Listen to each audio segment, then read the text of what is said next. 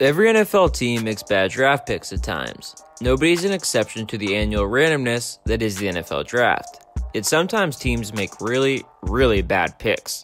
Picks that are destined to fail from the start and do not reflect well on the talent evaluators and decision makers in the organization.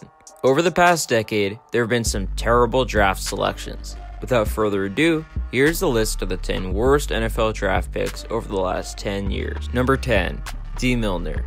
After trading star Darrelle Revis a week before the draft, the Jets were desperate for a corner and targeted Milner as the heir apparent with the 9th overall pick in 2013.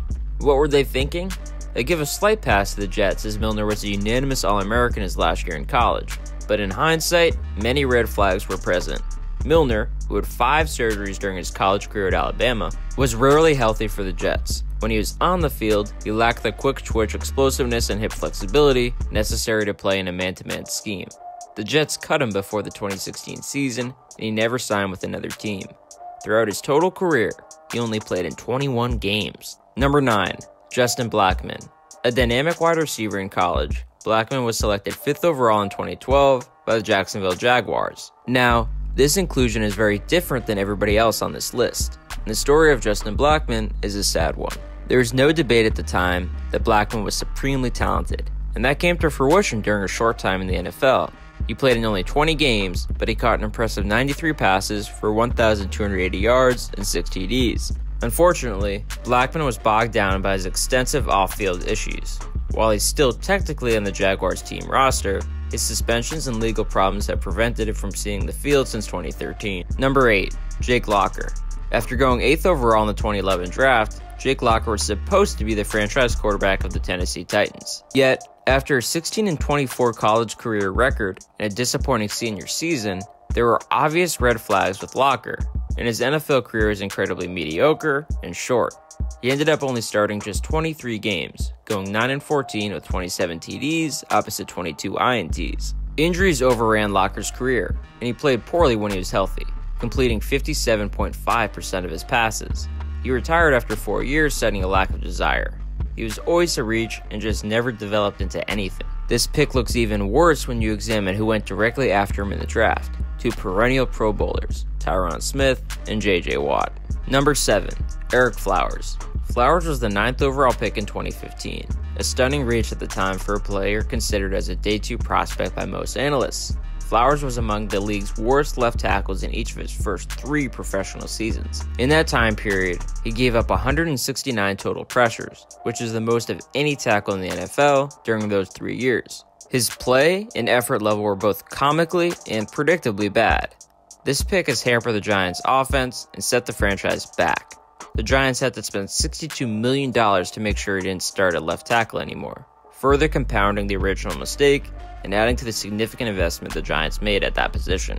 Number 6. E.J. Manuel. Manuel was a 16th overall pick in 2013. He was the only quarterback selected in the first round that year, and the only reason he was selected in the first round was because the Bills desperately needed a quarterback. But, surprise, surprise, Manuel did not pan out at all. He had the NFL's second worst total QBR in his brief tenure as Buffalo's starter, from week 1 of 2013 through week 4 of 2014. He bounced around with a few teams after, but he ended his career with only 17 made starts. The Bills reached for Manuel in the draft, 16th overall, and came away with one of the biggest first-round quarterback busts of the past decade. Number 5. Marcus Smith. Smith was selected with the 26th overall pick in the 2014 draft by the Philadelphia Eagles. Now, this may be a strange one for some, but let me explain myself.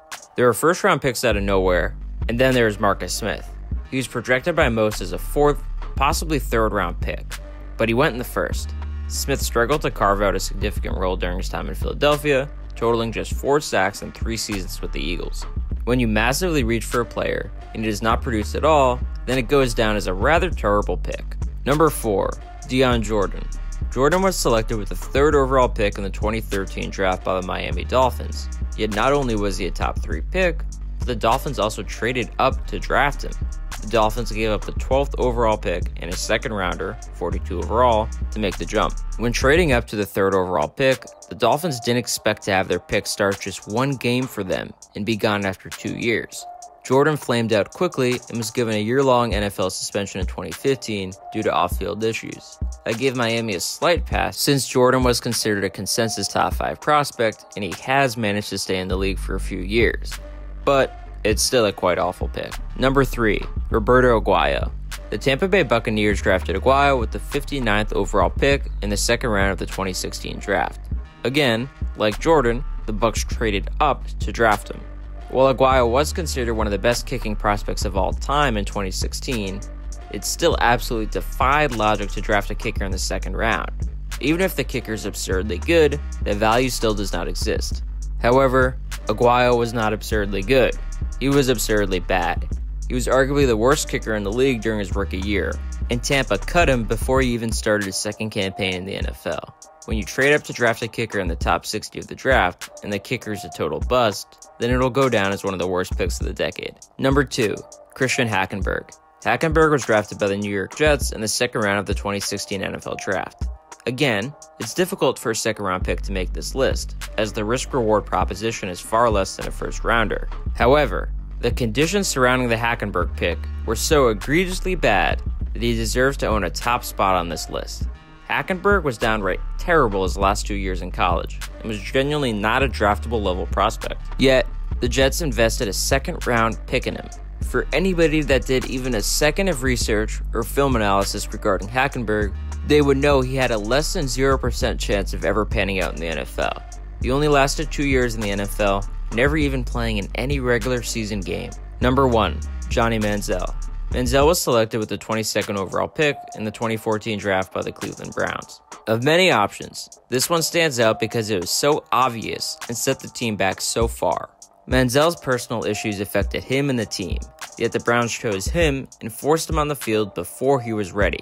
Manziel admitted this himself. Then they stuck with him through a second season, which ended with Manziel in Las Vegas while his teammates were playing the season finale. He only started 8 games in his NFL career, posting very bad stats.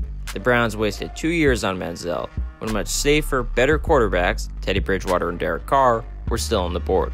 I still think there is some universe and some conditions in which Manziel ended up being a successful NFL quarterback. Yet that was never going to happen with the Cleveland Browns and their own organizational dysfunction. And they should have known that. Well, that'll do it for my list.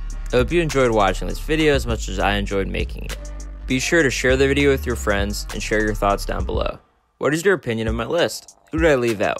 Who shouldn't have been on this list? Feel free to subscribe to the channel for more videos and follow me on Twitter and Instagram at RespectThePoint. That is all for this one. Thank you for watching and goodbye.